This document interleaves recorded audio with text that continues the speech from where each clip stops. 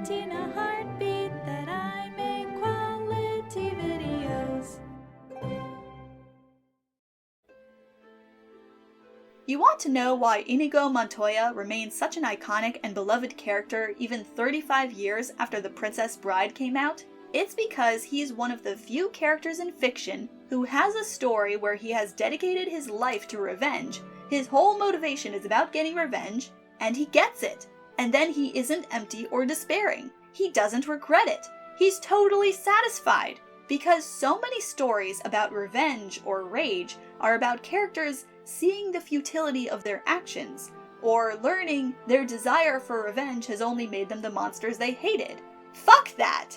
Inigo Montoya kills the man who kills his father, is allowed to live in the narrative after, and be happy about it, and it is so satisfying. It's fantastic. It's iconic. Let more characters rage against the world, bring it down with bloodied hands, and let them be fucking right about it. Let them celebrate their success with sharp grins, and let them live happy, full lives where they always remain proud and fulfilled for what they've done. Another thing that sets Inigo Montoya apart from other characters with vengeance arcs is that Inigo's vengeance drove him, but it didn't consume him. He was wronged and wanted, needed that injustice to be corrected, but his vengeance was focused. Rather than taking his pain out on the whole world, Inigo was a charming, pleasant, good-humored person that treated everyone respectfully, even folks he was fighting. He even asks politely to people he meets about any extra digits they may have.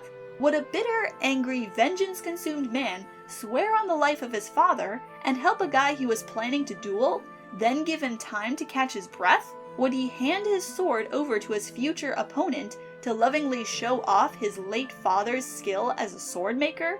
You seem a decent fellow. I hate to kill you. I think part of what makes Inigo so iconic and beloved is because while vengeance was his story, it wasn't who he was. So when he achieved his vengeance, it was less an emptiness and more of a satisfaction. A story completed, a wrong made right, and a man suddenly baffled at the possibilities before him, not sure what his next story would be. The Princess Bride, Inigo Montoya. I need to rewatch this movie now. Vengeance arcs.